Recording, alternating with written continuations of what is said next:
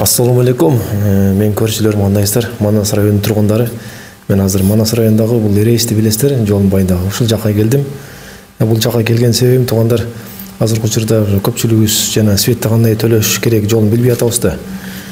Анткени үйгө ушундай кагаз келбей калды. Показания жазып кетет экен. Негизи показания жазып кеткендер биз көрбөй калат экенбиз. Неге жазып кетет экен да? Бирок мындай чек немелер барбай калды, квитанциялар үйгө. Ошо квитанция жок, азыр көпчүлүгү ошо май свет менен төлөп калыптыр, светтич. Ошо май свет менен азыр сиздерге кандай төлөштү жолун көрсөтүп беребиз. Бул жака келдик, ошо Майрамбек инибизге жолугуп, мынакей. Өзү кандайсың? Жакшы.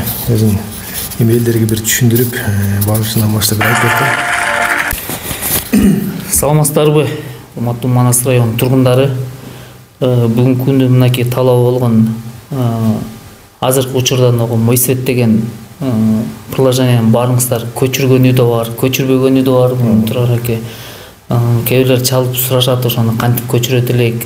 Мен телефонумду өчүрүп алдым же приложенияны өчүрүп алдым же телефонумду жоготуп алдым. Ошону кайра башынан көчүрүү жолдорун кандай кылабыз деп. Анан бүгүн Турар акеге рахмат, ушу келип маалымат алып, ушу Манас районунун тургундарына жеткизели. Баягы ар кандай мүмкүнчүлүктөр бар, ошолорду телефондон көрүп деп, анан ошо сиздер жогоруда мой свет приложениянын кантип көчүрүп, кантип төлөмдөрдү аткарылышын толук көргөзүп беребиз. Биринчи эле берден киргенде эле Play Market'тен мой свет деп приложение жазсаңыздар өзү ошол жерден чыгат. Мой светти көчүргөндөн кийин бул жерде эң биринчи көйгөй, бул жерде көпчүлүк кардарлар, көпчүлүк абоненттер биринчи эле вайтини базалап атат да. Вайтини басканда ал жерде логин, пароль сурайт. Ал жерге логинге эмнени жазабыз, парольго эмнени жазабыз деген нерселер бар. Жок, биринчи мой свет приложениясын көчүргөндөн кийин регистрацияны басабыз. Aslında Vayt'in Vayt'in алдында биринчи регистрацияны басабыз.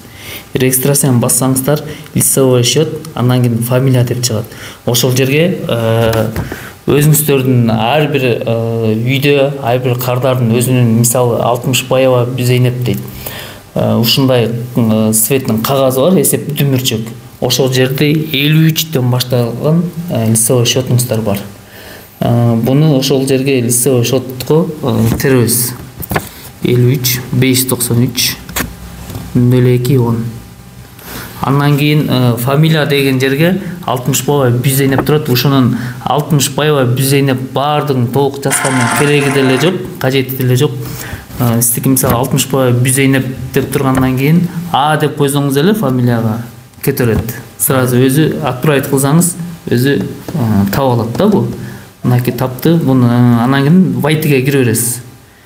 Вайтиге киргенден кийин бул жерде мынакей сиздин бир айда электр энергияны колдонгонуңуз чыкты, 304 сом. Бүт аты жөнү, фамилия чыгып калды. Мынакей Алтымышбаев Зейнеп, Кемелин Жаманкулов 39 дейт.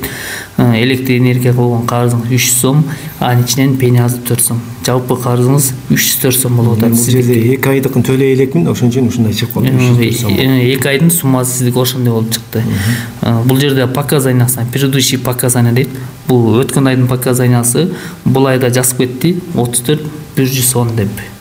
Жалпы анан бул жерде оңой болуш үчүн мой светке киргенден кийин дополнительно деп турат. Ошонун астында, ошону баскандан кийин үстүндө оплатить деп чыгат. Мынакей оплатить деп бассаңыздар, балким бирөөдө М-банк бар, бирөөдө О деньги бар, бирөөдө РСКнын приложениясы бар.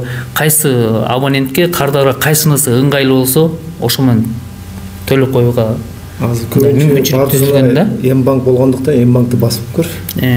Бул жерде мынакей М-банкты баса турган болсок, 3-4 сом сиздин жана карызыңыз өзү автоматически чыгып калат да, оңой болот. Анан ал жерден подтвердить бассак, берден ишөө деп чыгат. Анткени берде мынакей М-банкты баса турган болсок, бизде 2 М-банк бар экен, биринчисин бассак.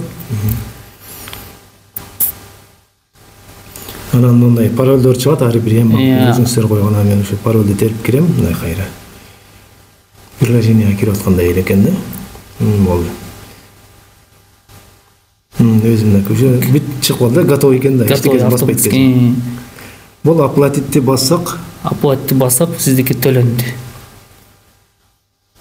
Подтвердить. Эч кандай берде комиссия албайт экен, комиссия албайт. Закрыт.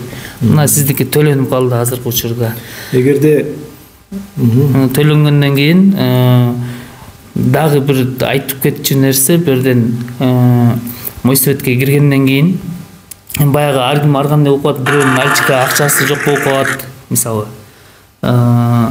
Баягы банкына картасына акча жок болуп калат, ошол учурда кантип төлөйбүз дегендер болсо, азыркы учурда бардык магазиндерде терминалдар бар. Ошол терминалдарга лицевой счетуңуздарды, жогоруда айтып кеткендей эле лицевой счетуңуздарды терсеңиздер, ошол жерде фамилияңыздар чыгып, электр энергиянын суммасын төлөй бересиздер.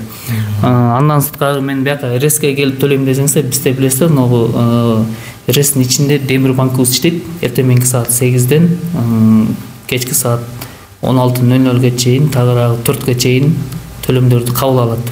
Тоже эчтекеси жоктур го? Мисалы, жок, приложениясы жок, акчам бар, бирок эч кандай эчтеке төлөй албай калдым десеңиздер, бул жерде дагы оңой болсун деп, оплатить деген жакка киргенден кийин код для платежа деп чыгып калат.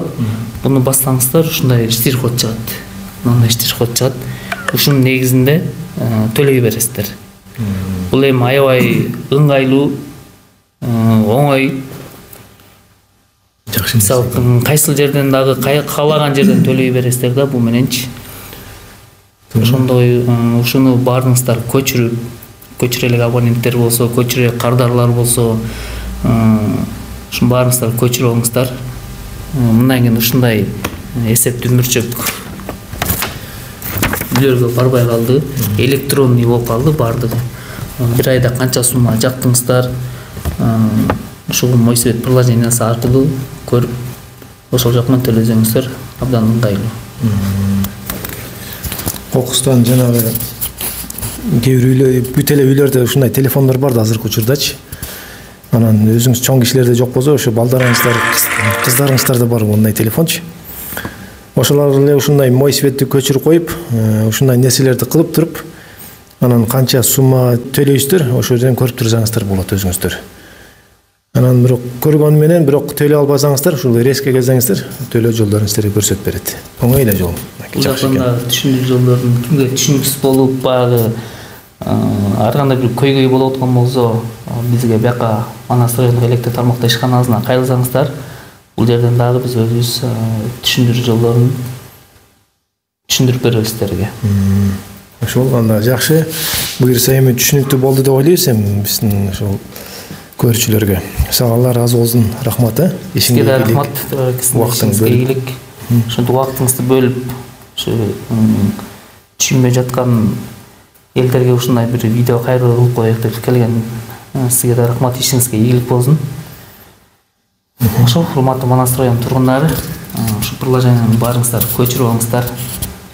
Анан кийин электр энергия болгон сумманы карызды кечирбестен убакыттан пайдаланып айта кетейин Араке. Жаккан светти убагында кечиртпей төлөп коюңуздарды суранабыз. Рахмат. Бул жерден ошол неме эч кандай алдоо салдоо жок. Анткени жана пособие алган үйлөр бар. Алардык ошо 50 тыйындан эсептелинет. Ошондой эле эсептелип калат бул жакка. Баарын көрсөтүп берет приложениядан. Ошол да рахмат анда дагы бир жолу.